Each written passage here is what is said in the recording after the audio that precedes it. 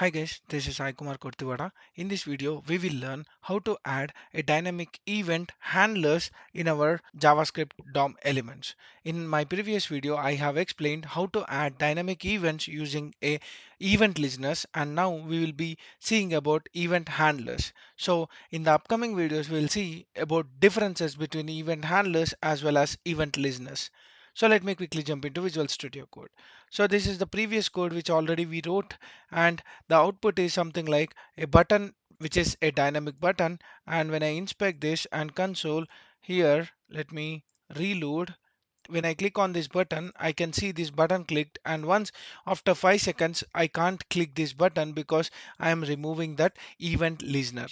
So instead of using an event listener, the second approach is we can add a event handler.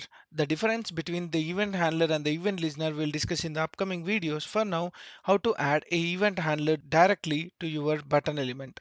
I can use btn element dot, I can use something like on click event, and which is having a handler, and this handler, let me use console.log of I am inside the handler.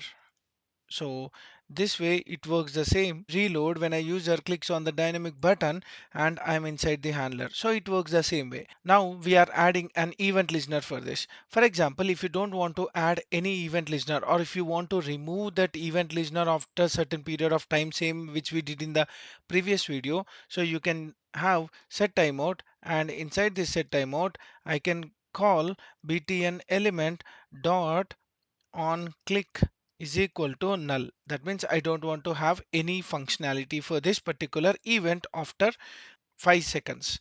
Let me save this and let me write one console.log of. I can use something like inside the timeout and save this. Go here, reload when the user clicks on button. So it called I'm inside the handler, and now inside the timeout, and when you click this event, there is nothing event which is triggered. That means we are trying to override, or we are trying to remove this particular on click event for our button element.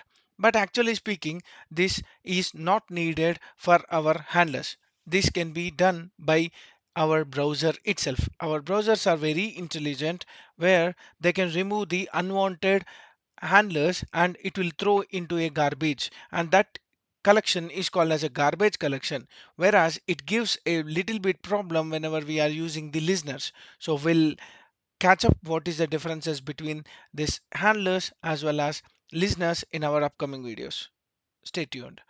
And also, I want to let you know about Techzette. Techzette is a platform on Medium where you can learn all the backend stuff. Mainly, it is focused on the Adobe Experience Management, Magento, as well as OSGI, along with the basics of Java.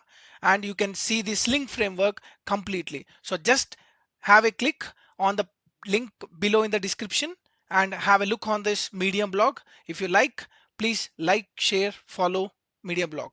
Hope you like my explanation. If you like my explanation, like, share, subscribe to my channel for more updates. Signing off. Thank you.